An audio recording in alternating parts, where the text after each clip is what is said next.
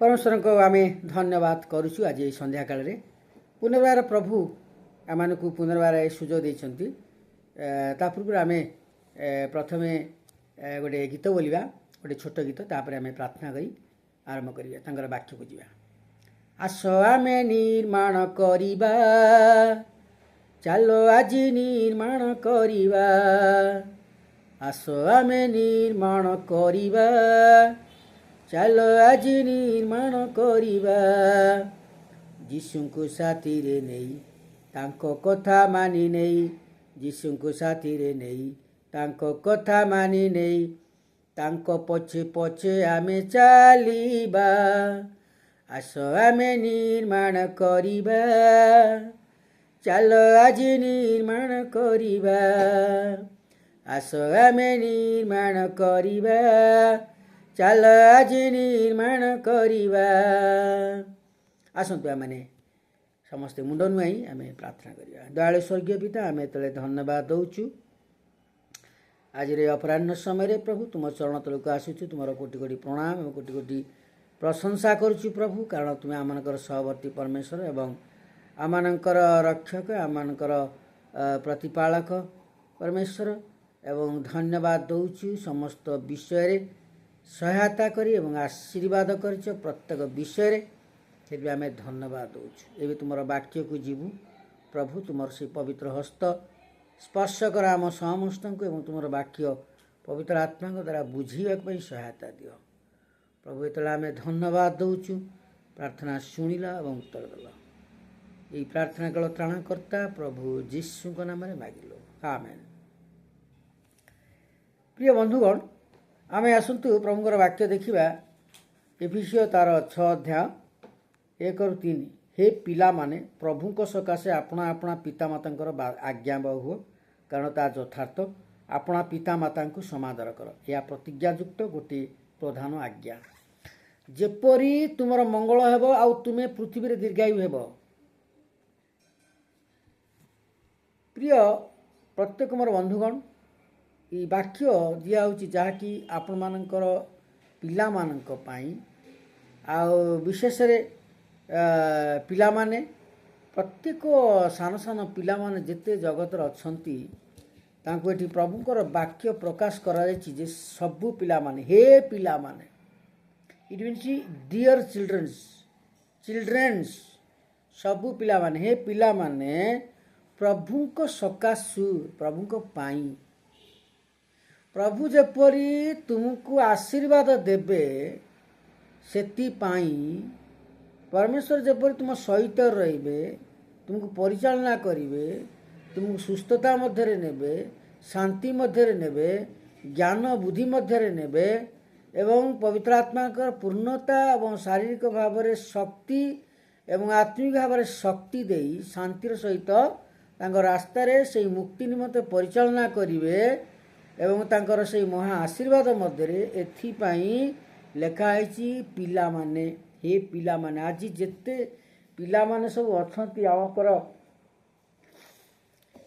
भारतर प्रत्येक राज्य रे एवं पृथ्वीर प्रत्येक देश रे प्रत्येक सान सान पिला मानकु कुआ जायछि सान बड़ पिला मानकु कुआ जायछि तांकर से माने से पिला माने प्रभुको सकाशु बा प्रभुको पाई से माने निज निज बाप माँ बाध्य हवा आवश्यक बापा माँ आज्ञाकारी हवा दरकार बापा माँ आज्ञा बही जीवन यापन करिवार आवश्यकता रही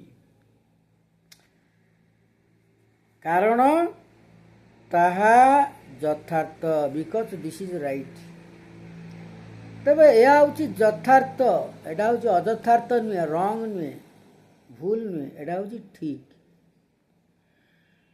दुई पद एफिसियो 6 अध्याय आम 2 पद पढ़ु कारण ता यथार्थ अपना पिता माता को समादर कर या प्रतिज्ञायुक्त गोटे प्रधान आज्ञा जेते पिला माने आज अछ ए जगत रे मोर ए आदेश बा उपदेश मु दउची सान ठारू बड़ पर्यंत तुमମାନଙ୍କର ବାପା ମାମାଙ୍କର ବାଧ୍ୟ ହବ କଥା ମାନ प्रभुଙ୍କ ପାଇଁ ଆଜ୍ଞାବହ ହୁଅ। ବାପା ମା କ'ଣ କହିବେ ତାଙ୍କ କଥା ମାନ, ଗ୍ରହଣ କରି ମାନିବା ପାଇଁ ପଡ଼ିବ ବୋଲିକି ପ୍ରଭୁ କହିଛନ୍ତି।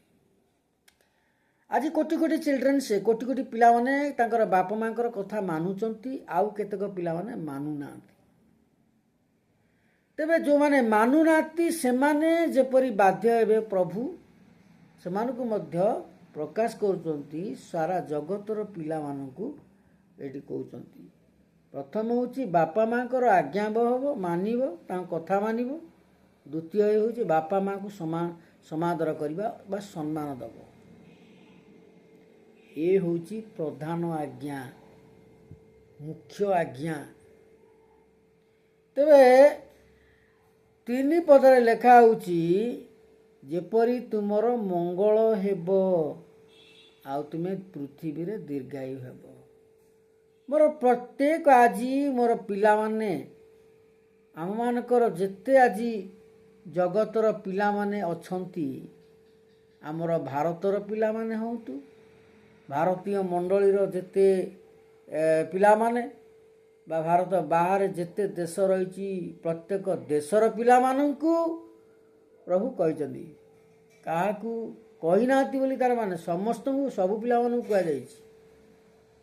ସେମାନେ ଯଦି ବାପା ମାଙ୍କର ବାଧ୍ୟ ନ ହେବେ, ବାପା ମାଙ୍କୁ ସମ୍ମାନ ନ ଦେବେ, ବାପା ମାନଙ୍କର ଖାଇବା, ରହିବା, ତାଙ୍କର ଶାରୀରିକ ସୁସ୍ଥତା ଦେଖିବା, ତାଙ୍କର ସବୁ ବିଷୟରେ ତାଙ୍କର ସେବା କରିବା, ସେମାନେ ମରିବା ପର୍ଯ୍ୟନ୍ତ ବାପା ମାଙ୍କୁ ତାଙ୍କର ରହିବା, ଖାଇବାର ଦାୟିତ୍ୱ ଆଉ କିଭଳି ଜୀବନଯାପନ କରିବେ, ସୁସ୍ଥତା ମଧ୍ୟରେ ଶାନ୍ତିରେ ରହିବେ, ପିଲାମାନଙ୍କର କର୍ତ୍ତବ୍ୟ ତାଙ୍କ ବାପା ମାଙ୍କୁ ମରିବା ପର୍ଯ୍ୟନ୍ତ ଯତ୍ନ ନେବାକୁ ପଡ଼ିବ। ଯଦି ସେମାନେ ନେଲେ ଯତ୍ନ, ମାନିଲେ ଏଇ ପ୍ରଭୁଙ୍କର ବାକ୍ୟ ଯେଉଁ Paul is telling to the children, ସେ ପାଉଲଙ୍କ ଦ୍ୱାରା ପ୍ରଭୁ ପ୍ରକାଶ କରୁଛନ୍ତି ଯେ ଯଦି ସେମାନେ ନ ମାନିବେ, ଲେଖା ହେଇଛି ଯେପରି ତୁମର ମଙ୍ଗଳ ହେବ। ନ ମାନିବେ ବୋଲି ଲେଖା ହେଇନି, ଯେପରି ତୁମର ମଙ୍ଗଳ ହେବ। ପ୍ରତ୍ୟେକ ପିଲାମାନଙ୍କର ଯେମିତି ମଙ୍ଗଳ ହେବ, ପ୍ରତ୍ୟେକ ପିଲାମାନେ ଯେମିତି ଆଶୀର୍ବାଦ ତୁମେ ପାଇବ ପରମେଶ୍ୱରଙ୍କ ଠାରୁ, ଆଉ ଶାନ୍ତିରେ ଜୀବନଯାପନ କରିବ, ହାପି ମଧ୍ୟରେ ଜୀବନଯାପନ କରିବ, ଖୁସି ଆନନ୍ଦରେ ଜୀବନଯାପନ କରିବ, ପରମେଶ୍ୱରଙ୍କର ଆଶୀର୍ବାଦ ମଧ୍ୟରେ ତୁମେ ରହିବ। ତେବେ ତୁମେ ପୃଥିବୀରେ ଦୀର୍ଘାୟୁ ହେବ। ପୃଥିବୀ ମଧ୍ୟରେ ବହୁତ ଦିନ, ବହୁ ବର୍ଷ ଧରି ବଞ୍ଚିବ, ବହୁ ବର୍ଷ ଧରି ବଞ୍ଚିବ। ଦୀର୍ଘାୟୁ, ତୁମର ଆୟୁଷ ବଢ଼ିଯିବ।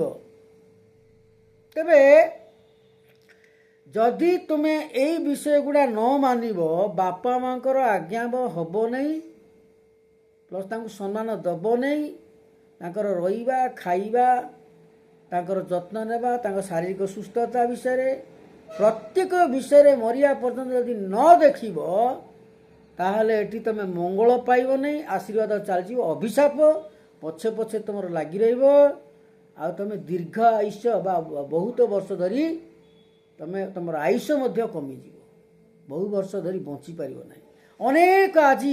ଅନେକ ପିଲାମାନେ ବାପା ମାଙ୍କର କଥା ନ ମାନିକିରି ଅବାଧ୍ୟ ହେଇକି କିଏ 30 ବର୍ଷ ଭିତରେ ମରିଯାଉଛି, କିଏ 25 ବର୍ଷ ପୂର୍ବରୁ ମରିଯାଉଛି, କିଏ 20 ବର୍ଷ ପୂର୍ବରୁ ମରିଯାଉଛି, କିଏ 40 ବର୍ଷ ପୂର୍ବରୁ ମରିଯାଉଛି, 50କୁ ଯାଉନାହାନ୍ତି, 60କୁ ଯାଉନାହାନ୍ତି, 70କୁ ଯାଉନାହାନ୍ତି, 80 କି 100କୁ ଯାଉନାହାନ୍ତି, କି 150କୁ ଯାଉନାହାନ୍ତି। ତେବେ 40 ବର୍ଷ ପୂର୍ବରୁ, 30 ବର୍ଷ ପୂର୍ବରୁ, 25 ବର୍ଷ ପୂର୍ବରୁ, 20 ବର୍ଷ ପୂର୍ବରୁ ମଧ୍ୟ ପିଲାମାନେ ମରିଯାଉଛନ୍ତି। କାହିଁକି ନା ଅଭିଶାପ ତାଙ୍କ ପଛେ ପଛେ ଲାଗି ରହୁଛି, ଆଉ ସେମାନେ ସେଇ ଅଭିଶାପରେ ସେମାନେ they are going to destruction way, they are completely destroy their life। ତେବେ ସେମାନଙ୍କର ଜୀବନ ବିନାଶ ହେଇଯାଉଛି, ସେମାନେ ଶୀଘ୍ର, ଅନେକ ପିଲାମାନେ ଆଜି ଅବାଧ୍ୟ ହେଇକି ମରିଯାଉଛନ୍ତି ଶୀଘ୍ର।